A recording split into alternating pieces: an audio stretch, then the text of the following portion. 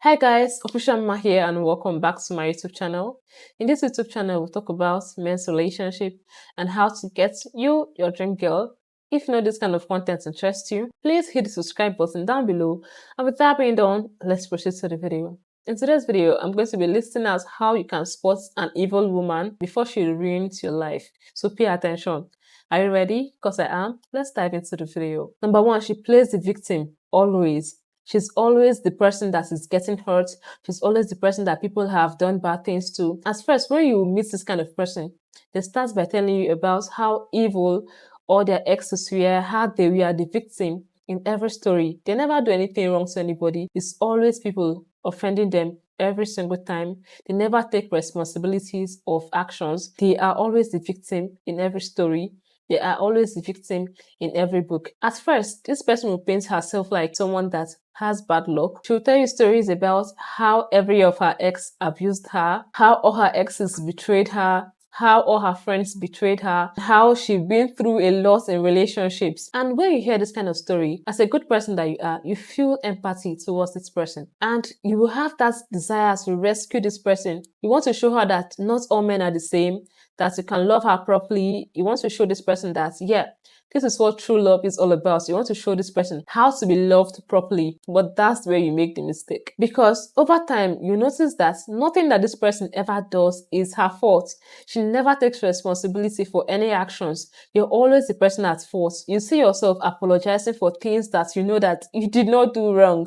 This person did something wrong, but it's never her fault. If you bring up how she hurts you, she accuses you of trying to attack her. She would cry over little things, over minor things, and start manipulating your emotions and paint herself as the victim, whereas you're the person that is taking all the backlash and she's the one doing all the damages. But still, you're the person apologizing because this person never see that they do anything wrong. And why this is dangerous is that you see yourself, you keep on walking on eggshells because you don't know what you do that this person would find offensive.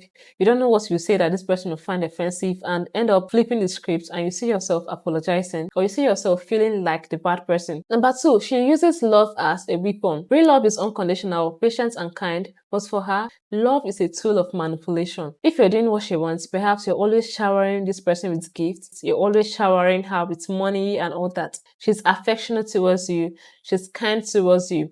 But the moments that stop, or the moments that you stop doing what this person wants you to do, it's not as if you're being unkind to this person per se, but maybe you stop giving her as much money as you used to, or stop doing those things that she wants you to do.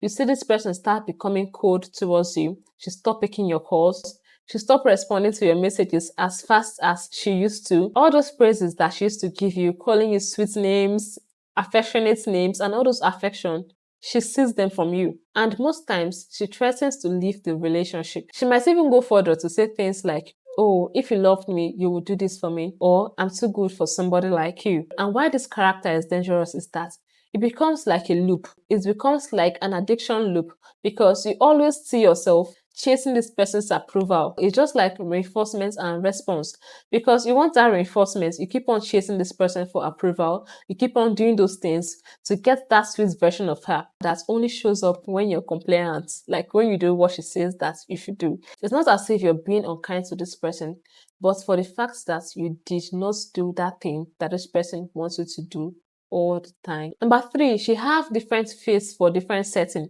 She's different persons to different people. In the public, this person is smiling, this person is bubbly, this person is kind, this person is sweet, but behind closed doors, this person is a whole monster altogether. And you start questioning your sanity. You start asking yourself, maybe you are the problem. Because when she goes outside, she's this sweet girl. And you see your friends, your family love this person because they feel like this person is the perfect wife material. But you inside, you know what you're facing. And it's very difficult to expose this kind of person because nobody will listen to you. And they feel like maybe you're just being troublesome or you're being the bad person. Number four, she delights in the downfall of other people. Maybe her fellow women, when you hear her talking about her friends or talking to her friends, what kind of things do they say? Are they always happy when other people are going through a lot or when other people are facing hard times? Maybe a friend of hers that she sees as a competition and maybe bad things start happening to that person, and she's all of a sudden she's happy and she's rejoicing like never before. You might feel like it's not you, it's the other person, and it might not be you. But sorry to announce to you, one day it might be your own turn. Don't sit in a room where other people are the topic of discussion, because the moment you stand up from that room, you're the next topic. That shows that if she's doing it to other people, one day it might also be your own turn. Number 5, she twists your words and reality, which is gaslighting. You say something, she twists it to be something else. You do something, she twists it to be something else. And at the end of the day, you start questioning your sanity. You start asking yourself, are you really okay? Or are you imagining things? Because at this point, you don't know what you say or what you did, because this person is always twisting words and changing things from what you said to a whole different thing altogether. And if she says something, or if she does something and you try to confront her about it, she'll start saying that you're imagining things, to the point that you start questioning your sanity. Number 6, she lacks empathy. Empathy is the ability to feel other people's pain. Does she apologize genuinely when she does something wrong? Or when someone is hurting, or when someone is going through a loss, does she dismiss it and make it all about her? Lack of empathy simply means that this person doesn't care about how her actions affects other people. She can stay for a whole week without speaking to you, notwithstanding or not minding how her actions might affect you. Without empathy, there is no emotional restraint. This person can do anything that they want to do or behave any way that they choose to behave, and they don't care about how other people will feel about it. They just care about themselves. Once they're happy, they don't care about how the other person feel. Number 7, she's always calculating. She's always calculating how to use people. She's always calculating how to manipulate people. She doesn't just leave. Every compliment has an agenda. Every favor has a string attached. Her friendships are transactional, and her relationships is a chess game. She might be highly intelligent, but she uses it to manipulate, not to uplift. She studies people's weaknesses and uses it against them. Just know that when you are in a relationship with this person, whatever is between you guys is not love, but a power struggle. Number 8, she destroys with words. Whenever this person is angry, there's a difference between that. Is why it's very important for you to be with a kind person, because even when they are angry, they are watchful of the kind of words that they say to you. But when this particular person is with you, whenever she's angry, she says things that deliberately hurt you. She points out your insecurity and uses them against you. She deliberately wants to hurt you whenever you guys are having an argument. Her words are like venom. She says things like, you'll never find someone better, you're very pathetic, that's why your life will never be good, your family hates you, like things that you might have even told this person in the past.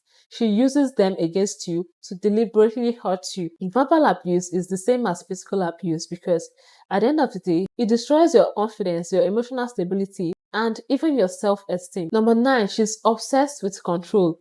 She always wants to control you, always wants to control your every move. It's okay for you to be accountable to your partner, but there's a difference between someone wanting you to be accountable to them and someone wanting to control you.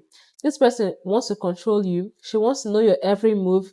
She wants to know who you're with at one point in time, always going through your phone, always monitoring your phone, dictating your friends, people that you should hang out with and people that you should not hang out with.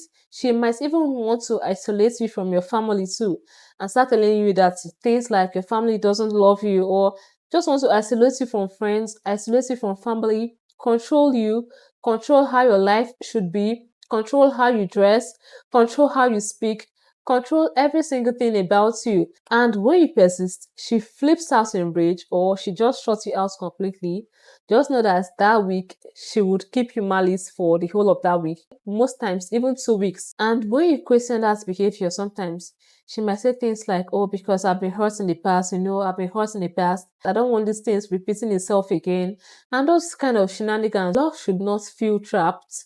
Love should feel free. Number 10, destruction follows her. Take a look at her past. All her stories are rooted in conflict, betrayal, destruction. Like, it's one person or the other doing something to her. Most of all her friends have become enemies. Her ex is a very big villain. And why it's dangerous is that this person hasn't healed, this person hasn't grown, and she wouldn't stop until she burns you down too. That is why it should not be a bandage to anybody's wound.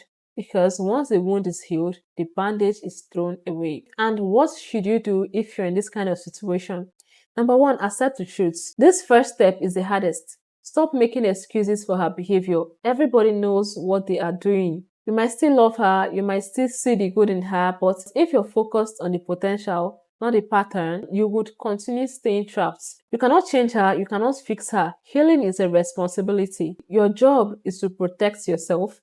Your job is to protect your soul. Number two, reclaim your mind. You might be thinking, maybe it's my fault. I can't live without her. She wasn't always this way. The best way to overcome this is to journal. Journal every single one piece of that person's behavior.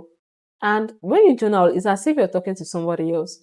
And at the end of the day, it starts making sense to you that you are not being delusional. Whatever you think or whatever you are thinking is actually the truth. Cause emotional ties. If you have to block this person, block this person, block, block, block.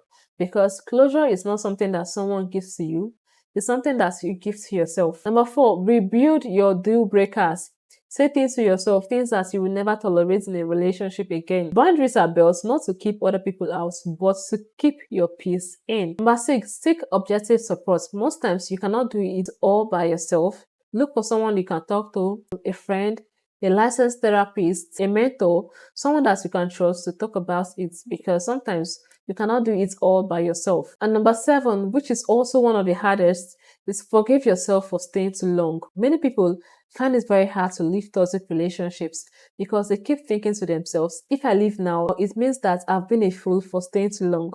But remember this, the longer you stay in a wrong boss, the more expensive it is for you to get home. Healing starts when self-blame ends. And the last point I have here is that establish a no return rule, because reading a book twice doesn't change its ending. I hope you found this video very useful. If you did, don't forget to give this video a very big thumbs up, and please also don't forget to smash the subscribe button and turn on the bell notification so you'll be notified each time I post a video. I love you guys all and see you in my next video. Cheers.